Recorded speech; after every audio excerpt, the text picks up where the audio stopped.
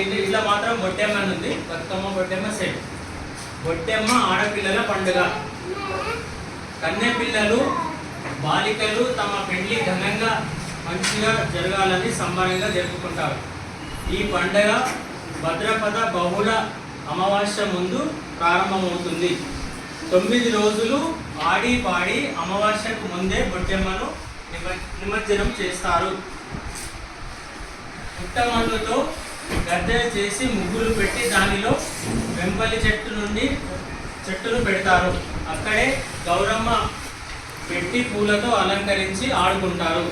ఇది బంజారాలను తీజ్ పండుగ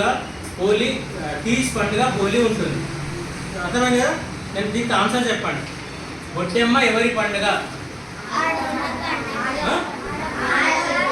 ఆడపిల్లల.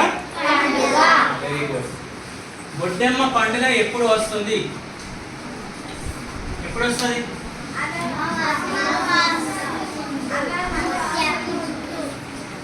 బొట్టెమ్మ గద్దెను ఎట్లా చేస్తారు? దేంతో చేస్తారు?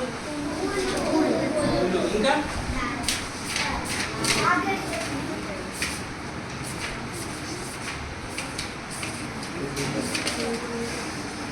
సరే, నేను ఒక లెక్క చెప్తా, మీరు చేయాలి.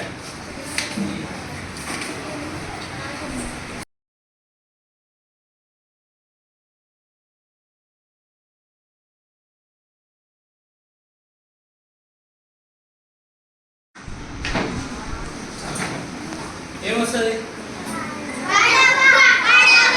ఏమొస్తుంది? Very good.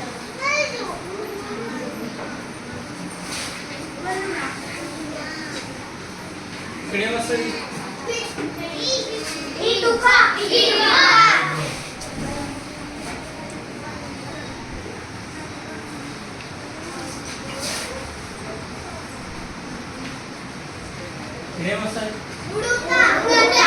ఏమొస్తుంది? Okay, very good.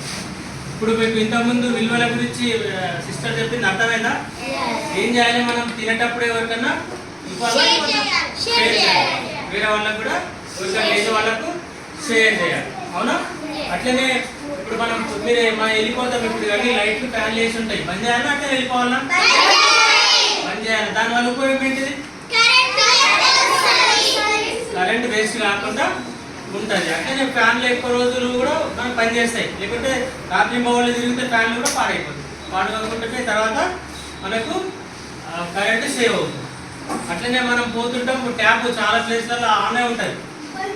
దాన్ని ఏం చేయాలి? దానివల్ల ఏమవుతుంది? వాటర్ సేవ్ అవుతుంది దానివల్ల. అంతేనా?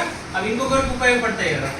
ఆ విధంగా అట్లనే మనం కూడా మీ ఇంట్లో కూడా మీ తల్లిదండ్రులు ఏదైనా పనులు చెప్తే చేయాలా చేయదా? చేయాలి కదా. తల్లిదండ్రులు చెప్పింది ఏదైనా గౌరవించాలి. అదే విలువలు. ఇంకా పెద్దగా ఏం లేదు. అక్కడ టీచర్లు కూడా ఏదైనా పాఠం చెప్తున్నప్పుడు అల్లరి చేయాలా? మంచిగా ఉండాలా? మంచిగా అంటే నిశ్శబ్దంగా ఉండాలా? అల్లరి చేయాలా? నిశ్శబ్దంగా ఉండాలి. ఓకే. ఇంకా ఆటలు ఆడేటప్పుడు ఆడుకోవాలి, చదివేటప్పుడు. Thank you. ఒక గ్రూప్ ఫోటో దిగుదాం అందరం కలిసి బయట.